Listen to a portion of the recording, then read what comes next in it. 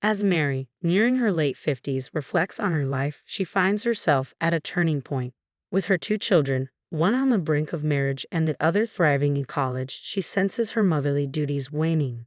As a former nurse, she contemplates a return to caregiving, feeling the pull of her profession once more.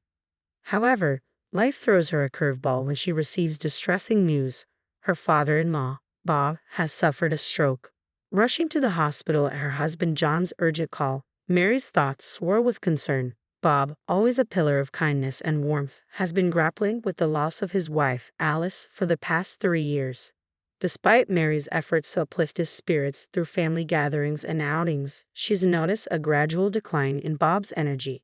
Just as she begins to see glimmers of his old vitality returning, the news of his stroke hits her like a thunderbolt. Arriving at the hospital, she finds Bob's daughter and son-in-law engaged in conversation, a mix of emotions swirling within her. "Apologies for my tardiness. How's Bob holding up?" I gasped out, hurting to catch up with John's sister, Isabella. Her response was a sigh of irritation as she glanced my way, clearly annoyed. "You're late. We're in a hurry. Can you handle this?" With that brisk dismissal, she hurried off, leaving me behind. Isabella's indifference towards Bob was palpable, a demeanor she carried even when Alice, Bob's late wife, was alive. Despite Bob and Alice's unwavering kindness, Isabella remained aloof, untouched by their warmth. Left alone in the waiting area, I paced nervously, my thoughts consumed by Bob's condition. Meanwhile, John rushed in, his concern evident in the beads of sweat on his forehead and his soaked dress shirt. "Mary, how's Dad?" he asked anxiously. I shook my head, indicating I had no updates yet. John's reaction was visceral. He dropped the bags he was carrying, his complexion draining of color. "No, that's not what I meant," I reassured him quickly. "He's still in surgery. We're waiting for news." Relief washed over John, evident in the way he retrieved his fallen bags and slumped into a nearby chair. "Should we brace ourselves?" I hurried over to John, who teetered on the edge of tears, and placed a comforting hand on his back. "It'll be all right," I murmured, feeling utterly helpless with no words substantial enough to offer solace. Hours ticked by before the surgery's conclusion, and we were ushered into a small room by the doctor for an update. "The surgery went well, but there may be lasting effects," the doctor explained gently, indicating that Bob would require ongoing care. While our hearts hoped for Bob's swift recovery, the reality of caregiving loomed, a responsibility that would involve Isabella and her husband. John and I decided to reach out to Isabella to discuss the next steps. After a conversation, we agreed to convene at Bob's home, a gathering necessitated by the circumstances while Bob remained hospitalized. "I won't be his caregiver," Isabella declared bluntly, sending shockwaves through John and me. "But what are we supposed to do then?" I countered, baffled by her indifference. Isabella, nonchalant, continued toying with her meticulously manicured nails, a stark contrast to the gravity of the conversation. Her husband, Tom, simply nodded along. "What about a nursing home?" I suggested, met with Isabella's vehement refusal. "I'm not wasting money on that. This is what happens whenever I get involved," she snapped, shooting me a venomous glare. "It's like my opinion doesn't matter, so I keep quiet. If he can't go to a facility and neither of you will care for him, what's the plan?" John pressed, frustration seeping into his voice. "That's why you should handle it. I don't want some burden in my home," Isabella chuckled callously, pushing me to my breaking point. "Enough. He's your father, for heaven's sake," I snapped, my patience wearing thin. "I don't care. Why am I expected to bear the responsibility just because he's my father? He's John's father too. I've been saying you two should handle it." "I don't have a response to that. We'd love to care for him at home, but our house isn't equipped for it," I explained, feeling the weight of reality pressing down.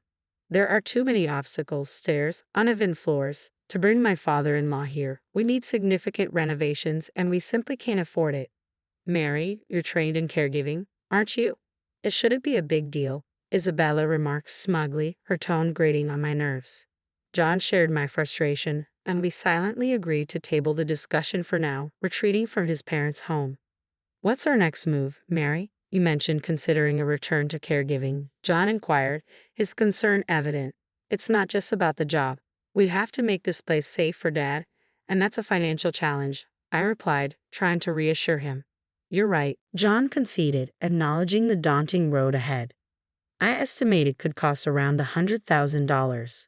That's just a ballpark figure, but considering the modifications needed for the entire first floor to accommodate him, that's roughly what we're looking at. I mused aloud, grappling with the daunting financial reality. With our eldest still in college, we simply don't have that kind of money.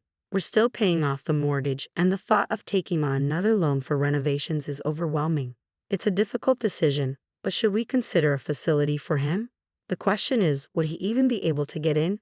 The waitlists are long, and the expenses significant, and I doubt Isabella and her family would offer any assistance. It feels like we're stuck with no viable solution. Deciding to at least listen to my father-in-law's perspective, I made my way alone to the hospital where he was admitted. Stepping into his room, I was greeted by a sight that lifted my spirits. My father-in-law, visibly improved, greeted me with a warm smile. "Please don't apologize," my father-in-law would often murmur upon my visits. "There's no trouble at all. And look, I've brought you one of your favorite books today." "Why apologize? You're bringing me joy," I'd respond, trying to uplift his spirits. The doctor had informed us of his stroke, leaving him unable to move the right half of his body independently. To read, he'd prop the book on the table, using a weight to keep the pages steady. "Ah, thank you," my father-in-law replied gratefully, accepting the book I'd brought. I gently placed the book by his pillow. "Dad, I came today because I wanted to talk about what lies ahead," I began, meeting his warm smile with a heavy heart. "Oh, I understand. I'll be fine, even in a nursing home. I've prepared for it, so please don't worry," he reassured me, though I sensed a flicker of loneliness in his eyes. "Well, Dad, if you're open to it, why not come stay with us? I have experience in elderly care, and as a stay-at-home mom, I have the time. John will be there too. Let's live together," I blurted out, sensing his solitude. His surprise was evident, perhaps realizing deep down that returning to his own home, where Isabella and her husband resided, might not be feasible. I couldn't shake the feeling that they'd view him as a burden, ultimately leading to a nursing home. The thought weighed heavily on me, overshadowing my initial intention to listen to my father-in-law's wishes. There was a twinge of guilt toward my husband John, but I knew he'd understand. Now, we needed to arrange for his care upon discharge. Money was a concern, so I decided to seek Isabella's input. With these thoughts swirling in my mind, I made my way home. When John returned from work, I recounted the events at the hospital. He appeared troubled but nodded, almost as if he had anticipated this turn of events. Without delay, John dialed Isabella's number. "We're reaching out for assistance because we'll be the ones caring for Dad," John explained, his voice tinged with frustration as their conversation escalated. With a resigned sigh, he ended the call and briefed me on their exchange. "Isabella refused to contribute any funds. It seems there's little we can do about it," he disclosed, his concern evident as he contemplated the financial implications for his father-in-law. From then on, our home buzzed with activity. We deliberated over renovations, essential care supplies, and received guidance on home care options. When I informed my father-in-law that he'd be moving in with us upon discharge, his expression was a mix of gratitude and regret. "Mary, could you fetch the checkbook from over there?" he requested, gesturing toward a cloth bag on the shelf. Curious as to why he'd need it, I obliged, retrieving the checkbook during one of our visits. Observing my father-in-law, I watched as he opened the bank book and presented it to me. "I have some savings here. Could you and John make use of it?" The figure written in the checkbook was staggering, surpassing any amount I'd ever seen. Stunned, I must have appeared frozen, prompting my father-in-law to chuckle. "You and John will be looking after me now, won't you? I heard about the new car and the renovations to make the house accessible. Would $10 million cover it?" $10 million. The zeros overwhelmed me, leaving me speechless. I couldn't fathom why my father-in-law had amassed such a fortune, but it seemed that after my mother-in-law's passing, he had turned to investments he had been studying, and they had proven lucrative. His savings had grown exponentially, fueled by his restrained spending habits. Yet even if he intended to renovate the house or purchase a car, the sum seemed excessive. Reluctantly, I returned the bank book, shaking my head. "I can't accept this much. Please keep it for yourself." He pushed the book back toward me, insisting, "I can't possibly use all of this. I'd rather return it to you and your family, who are willing to care for me." Once again faced with the returned bank book, I stood my ground. "I really can't accept such a large sum," I insisted firmly. After a brief pause, my father-in-law proposed, "How about $1 million?" Realizing the impasse, I managed to negotiate a compromise, settling on a reduced amount of $100,000. Though he seemed reluctant, he agreed, and for the time being, that seemed satisfactory. As we were in the midst of this exchange, Isabella suddenly appeared, catching us off guard. Quickly, I stashed the bank book back in its place. Seeing my hurried actions, Isabella's brow furrowed in concern. "What's going on?" she inquired, her voice tinged with worry. I breathed a sigh of relief, grateful she hadn't overheard our previous conversation. Isabella had come to deliver some clothes for our father. After a brief exchange, we left the hospital room together. However, on our way home, Isabella suggested stopping by a coffee shop for a discussion. Given her history of bringing up unpleasant topics, I braced myself for what was to come. Reluctantly, I acquiesced, unaware of the twist awaiting us. "I'll take care of Dad," Isabella declared out of the blue, stunning me.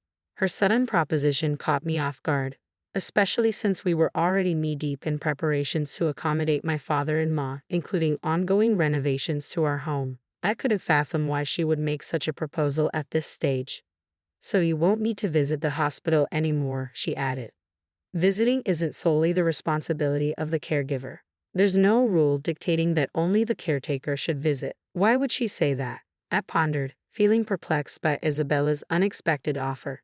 Despite my reservations, I suggested we postpone discussing it further and made my exit from the cafe. Back at home, I shared the encounter with John, who mulled over it before a realization dawned on him. "She must have caught wind of the savings," he concluded. "It seems that's the case," he added. "Otherwise, she wouldn't have volunteered for the caretaking role, especially given her previous reluctance." I harbored a vague suspicion that Isabella had somehow discovered the extent of my father-in-law's savings and was angling to secure a share of it for herself. Perhaps she would concoct a reason to start dipping into the funds. "But what do we do about it?" I queried, feeling a sense of unease. "I've got an idea. Let's give her a chance," John suggested with a mischievous grin, hinting at a plan brewing in his mind. Uneasy about his scheme, I opted to stay silent and play along with Isabella's request for the time being. I assured my father-in-law that financial concerns were no longer an issue and that Isabella would be providing care. His response was vague, his expression neither confirming nor denying his comprehension. With that, the conversation concluded. Following his discharge from the hospital, my father-in-law returned to the family home in Nebraska, where Isabella resided. During a visit to the house, I couldn't discern any signs of renovation or adequate caregiving supplies. I questioned whether genuine caregiving could take place under such circumstances. However, it was Isabella's decision, and I felt it wasn't my place to intervene, so I remained silent. 2 months later, I received a frantic call from Isabella. "Mary, I can't do this anymore. Please come over right now," she pleaded urgently. Concerned, I wasted no time and rushed to the house in Nebraska. Upon my arrival, I was greeted by a disarrayed house and a foul odor lingering in the air. Puzzled by the scene before me, Isabella emerged, looking more worn out than ever. Dark circles shadowed her eyes, and her movements were unsteady. "Are you all right?" I asked, rushing to her side, alarmed by her condition. Isabella grasped my hand tightly and muttered, "Get rid of that." Confused at first, I managed to calm her down and coax an explanation out of her. It appeared that she had underestimated the demands of caregiving. From assisting with mobility and meals to managing incontinence, including dealing with diapers, the responsibilities had overwhelmed her. She felt incapable of managing anything, not even attending to her own needs. I reassured her that I couldn't make any immediate decisions but promised to reach out as soon as possible. With a heavy heart, I carried this burden home with me. "It's been 2 months already." "Impressive," John remarked, glancing at the calendar. It seemed he had anticipated this turn of events. He suggested we pick up my father-in-law on his next day off, and I readily agreed. A few days later, as we arrived at the family home in Nebraska, my father-in-law was already packed and prepared to depart.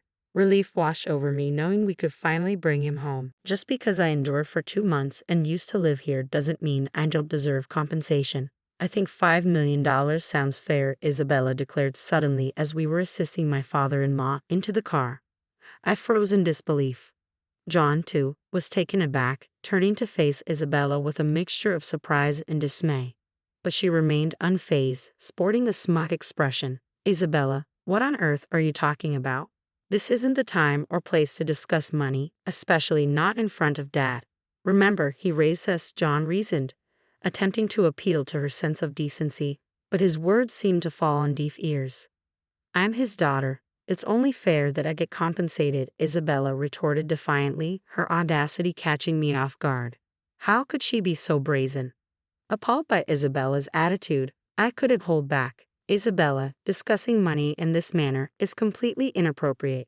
Besides, you've already received funds, I interjected, my father-in-law echoing my sentiment with a disbelieving expression. That's all gone now. Just $5 million. What's the harm in that? If you're just going to squander it away, you might as well put it to good use. Isabella's callous words towards her own father left me speechless. Even my typically composed husband John was visibly enraged, his face flushing red with anger as he glared at his sister.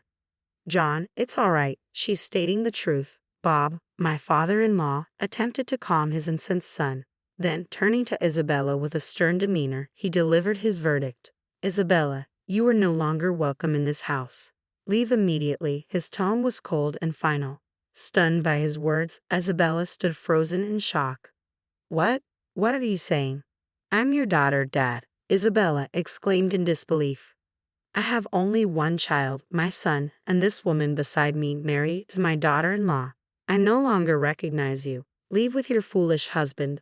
Bob, my father-in-law, responded with a sternness that startled me. I had only known him to be gentle and soft-spoken, but now his eyes were steely, commanding no opposition. Even Isabella seemed subdued by his authority. Shall we depart then?